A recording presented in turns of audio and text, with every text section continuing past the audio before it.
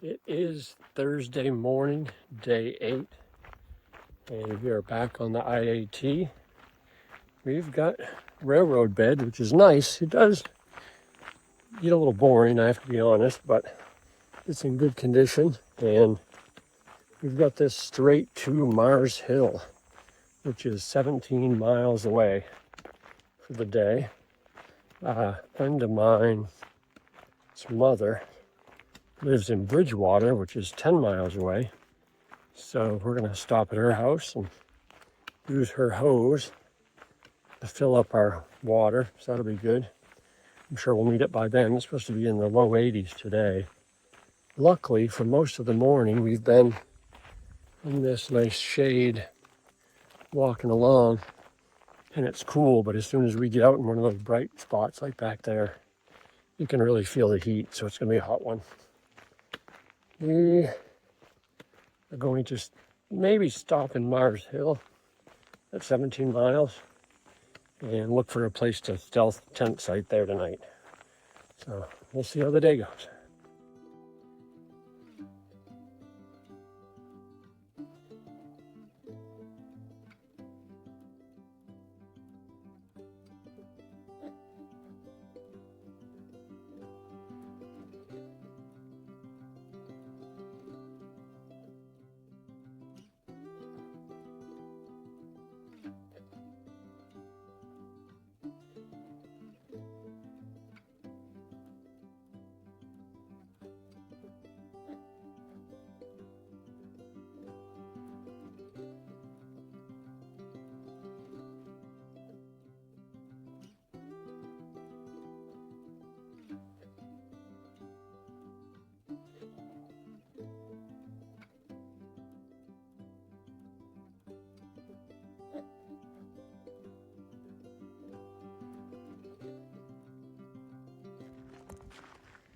I definitely know we are in northern Maine now, because northern Maine is potato country. You can see here all the potatoes are budding up, flowers on them. Taters as far as you can see. And there in the distance is Mars Hill. That's local ski slope, and we'll be going up that tomorrow morning. Probably not today.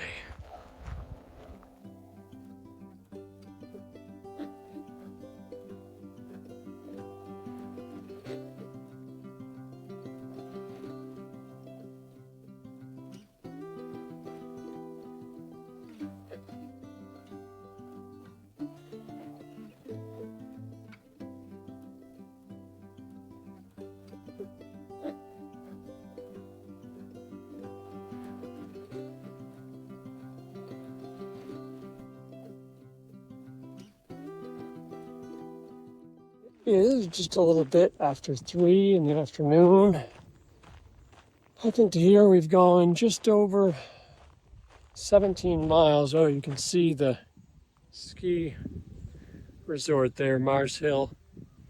We're going to be going up the right side of that. There is a shelter there, but I think we're going to try to find some place near town tonight to tent so that we can get a good breakfast in the morning, and we'll tackle that ski slope tomorrow with full energy. We're ahead of our miles anyway to finish, so that seems like a plan. I think I've got 3/10 of a mile left to an IGA market, a grocery store. So be back in 3/10.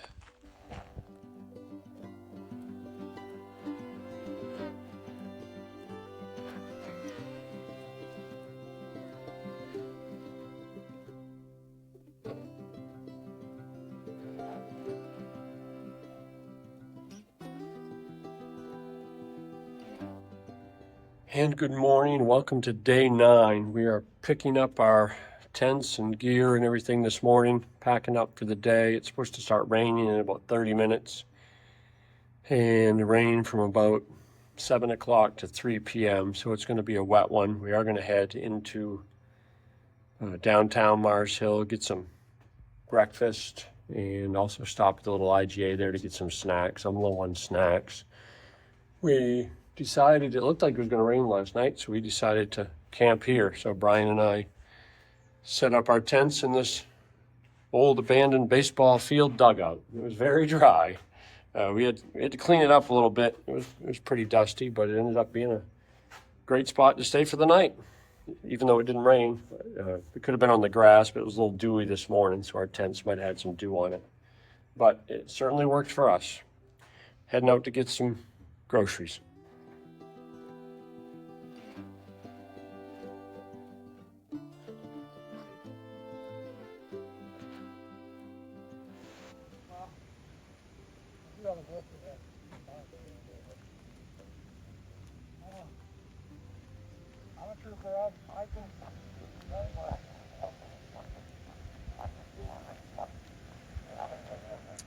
It is raining to start the day.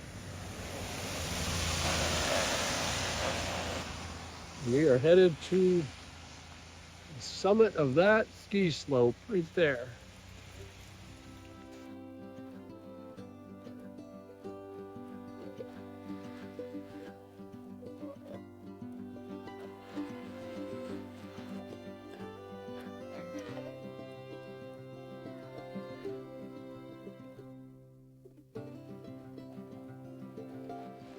It is day 9, and it started out in the rain. It really picked up, but we hid out in a little overhang building back there, so it's now stopped, and we're making our way up the ski slope. As you can see, it's straight up. There's the chairlift building right there, and we've got almost exactly 1 mile climb up this mountain. So I'm going to put my phone away so I can use my poles. We'll check in from the summit.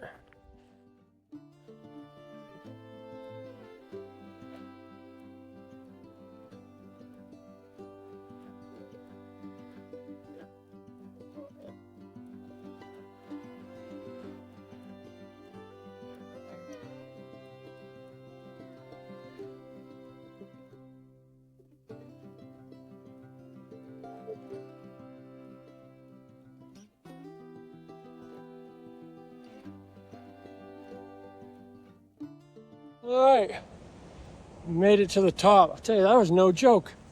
It's no Mahoosuc Notch by any means, but that mile right there up, that single diamond ski slope was, it was quite steep. I think my face was only about 3 feet or so from the ground in a lot of the parts. I don't know how people even dare to ski that. We're off on a side trail now, looking. Oh, there's the shelter. Oh man, there's the shelter. I'm hoping we can go around. I don't really want to go through that down stuff. These windmills are loud. I know people where they were going to put them in complain about the sound, but now that I'm close to them, they sound like an airplane on the runway. That's what they sound like, waiting to take off. All right, let's get to the shelter, bring some stuff out, and just sit here and relax for a couple.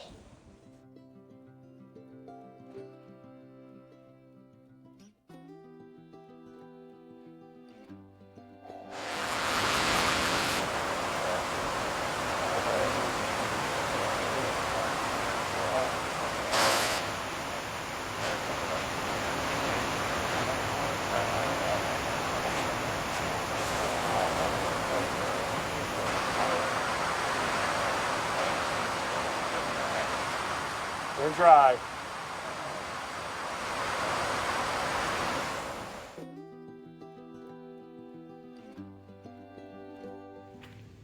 We hung out in that lean-to on the top of Mars Hill there for about an hour and let the real heavy rain pass. Now it's only supposed to be moderate for the next maybe hour and then go to light and then clear off after 3 p.m. So the neat thing is now we're just walking on top of the ridge across the mountain. You can see that windmill, but that right there. Excuse me. We're walking across, excuse me, we're walking across the ridge on the, I'm gonna edit that out. Walking across the ridge on these maintenance roads that they obviously put in when they put in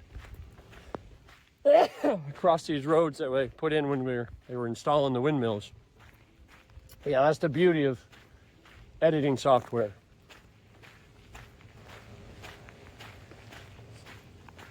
So the roads are wet, but not as bad as walking through the wet grass.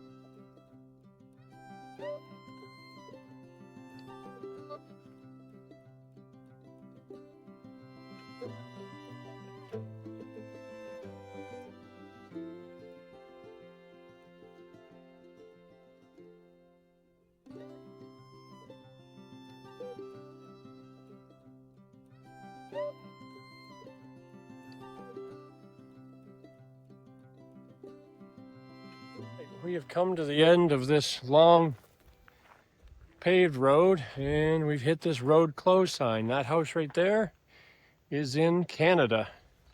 So we are at the border. And there's lots of little cameras and motion sensors around. I don't know if you can see them, but we just spoke to a nice young border patrol person and chatted him up, and I guess there's one hiker, a young kid from France ahead of us, so it's very doubtful we'll catch him. But now we're on the border trail, ATV trail, so looking good so far.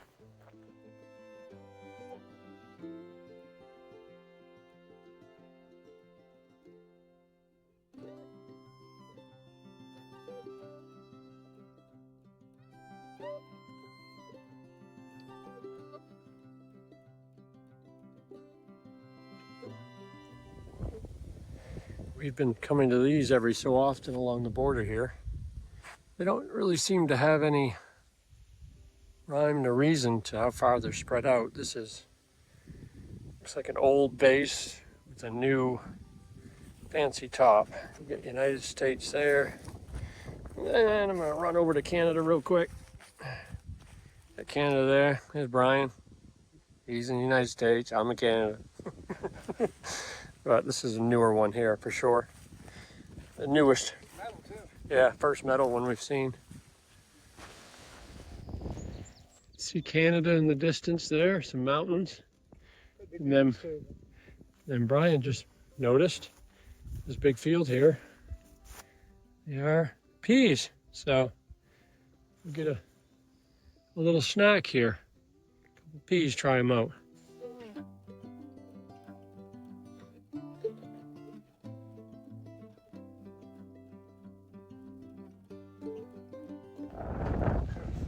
Stop for a break at the eastern border crossing, but they are closed. We were hoping to get water, but they are only open from 8 a.m. to 4 p.m.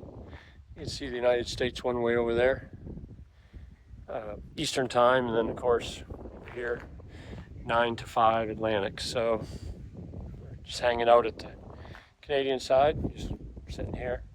But we're about to head back on what's affectionately called the slash. It's just the clear cut between the United States and Canada, and it's a mess, kind of, and wet. But we've got 8.2 miles to go to the shelter. We're going to push onward.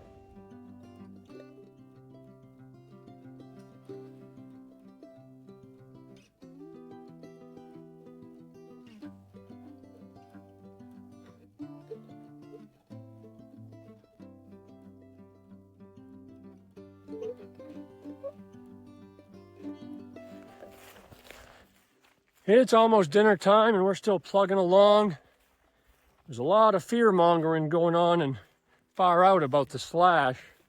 I don't know, this section here has been pretty sweet. We've been walking on a mowed path for quite some time. I'm sure there's some tough parts ahead, but don't let the far out comments scare you if you want to do this trail. It's not that bad.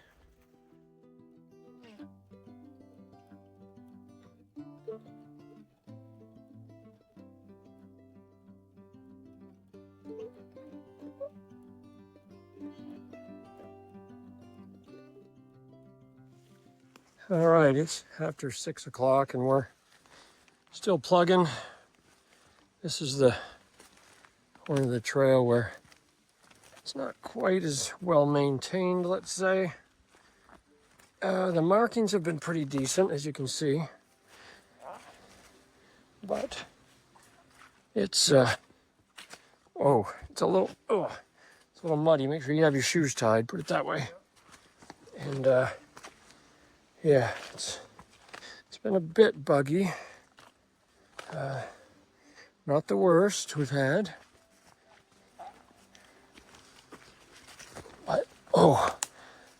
But this trail is not the one to be doing videography on. But I wanted to just give everybody a little flavor of what this trail's like. This is obviously the worst it's been, for sure, up to this point. So, anyway, come on out. It's a good time. Oh, it is. I'm not joking. It's fun.